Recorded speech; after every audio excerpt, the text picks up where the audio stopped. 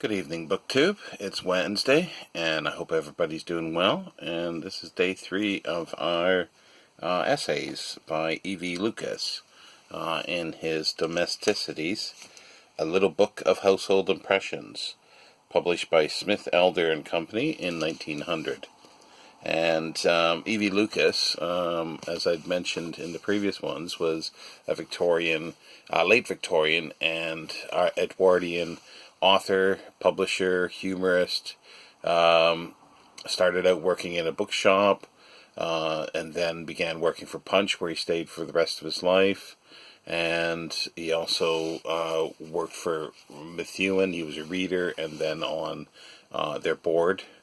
And he wrote a lot of stuff, well over 100 books, I believe close to 150.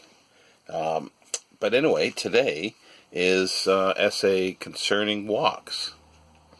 And Lucas starts out, "After all, choosing a walking stick is a serious business.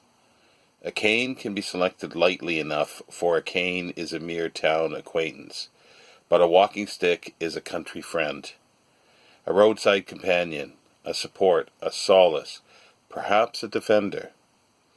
Therefore, it behoves one to be careful in deciding. Moreover, a walking stick should endure. One does not want to change it before the necessary end. And a good walking stick is one of the things of which one never tires but grows ever more fond, familiarity breeding no contempt, nothing but increased satisfaction. Now a cane may be an affair of caprice. You may have a dozen and alternate them like neckties. But a walking stick is unalterable.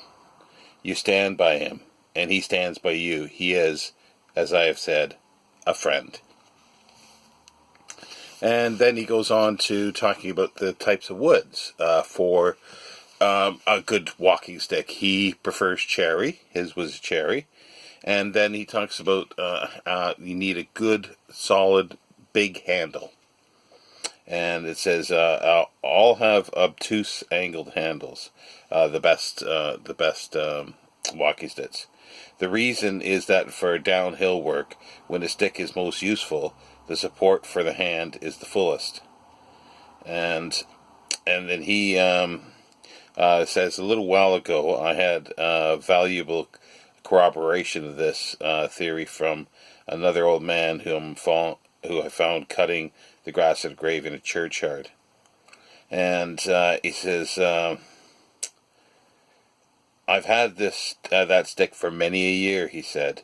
"The handle? Oh yes, he is a big one. But if he hadn't been big, he wouldn't have been any good to me, crippled as I am. Your old countryman makes no mistakes in such matters." And he goes on to say that you can have,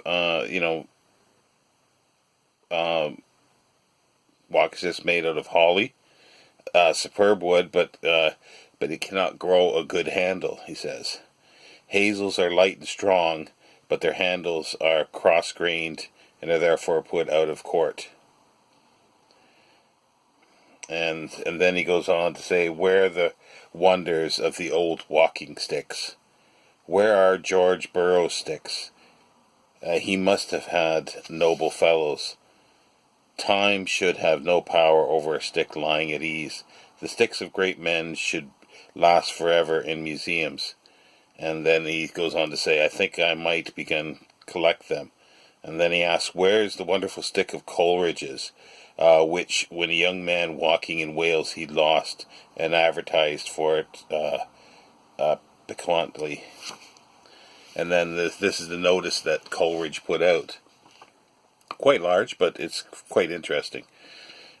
"Missing from the Bee Inn, Abergele, a curious walking stick. On one side it displays the head of an eagle, the eyes of which represent rising suns, and the ears Turkish crescent. On the other side is the portrait of the owner in woodwork. Beneath the head of the eagle is a Welsh wig, and around the neck of the stick is Queen Elizabeth's ruff in tin. All down it waves the line of beauty in very ugly carving. If any gentleman or lady has fallen in love with the above described stick and secretly carried off the same, he or she is hereby earnestly admonished to conquer a passion, the continuance of which must prove fatal to his or her honesty. And if the said stick is slipped into such gentleman's or lady's hand through inadventure, he or she is required to rectify the mistake with all convenient speed. God save the king. And Lucas goes on to say Coleridge did recover his stick. It was inadvertently taken by an old gentleman who promptly brought it back.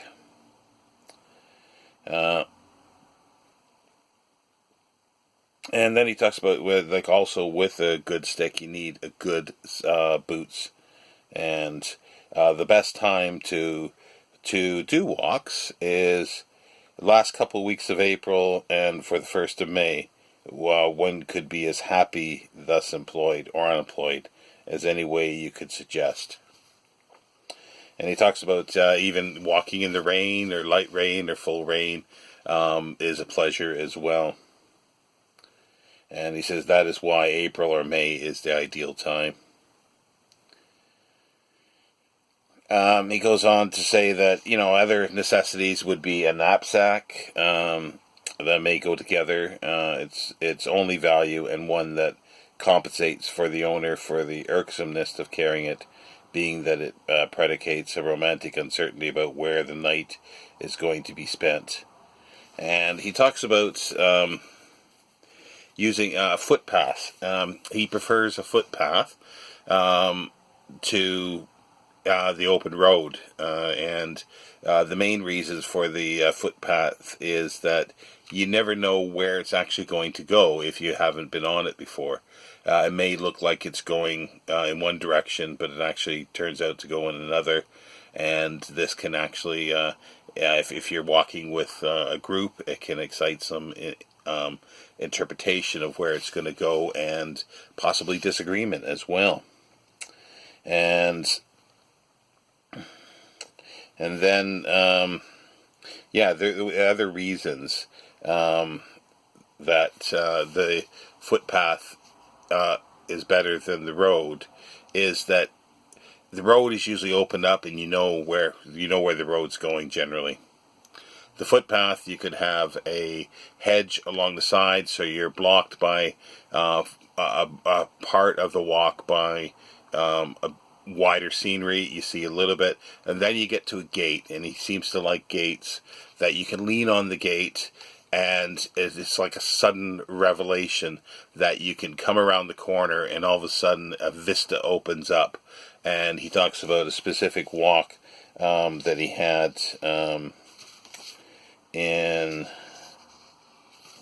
where was it here? I think it was Sussex,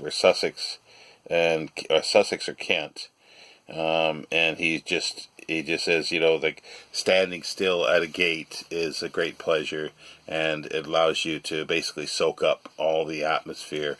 And along this walk where there was a hedge, he says you have no idea that you're 500 feet above sea level until you get to this corner in the gate, and then you see the big vista out in front of you below. But he says, not that the open road is to be slighted. There it is, broad and white and hard, but the open road has no subtleties. Now, a footpath is of a shy, retiring character, with unexpected turns and twists, dips and elevations, with unlooked for shade and sun. Its voice is low beside the clarion call of the open road, but it is very sweet. The footpath is, in a way, more human than the road. To a certain extent, a footpath is also a protest against the road. Being wayward itself, vagrom, capricious, its appeal to the traveler whose sympathies are with those characteristics, the open road cries to a blunter, a more direct mind. And then he talks about these were all walks that he's had in England. And then this is where he the gates, and that he seems to really like the idea of stopping, pausing at gates and gazing and being very still while you do this. And then he talks about going to in Europe. He says but the suddenest appearance in views that was ever mine was gathered in Italy, some 15 miles south of Genoa on the Ligurian coast, is a little seaport named Santa Margherita. High on the ridge of the Apennines, above Santa Margherita is the village of Ruta. The road from Santa Margherita to Ruta climbs the hills inland. There is nothing to see in the distance but peak on peak, valley after valley, and near at hand villas, vineyards, and white bell towers, olive groves. And then at Ruta, the road runs through a tunnel cut through a rock, and you pass through the green world through a momentary blackness into a full view of the blue Gulf of Genoa, the distant Alps, Maritimes, snow-clad and dazzling, the seething city of Genoa, and near at your feet, Camagoli and Nevi. So, he was an inveterate walker by the looks of it, and he loved his walking stick. So, there ends essay number 3, concerning walks. Tomorrow is an essay concerning tea, which I'm sure will be interesting as well. So I will leave you there, BookTube. This one's a bit shorter, at just over 12 minutes.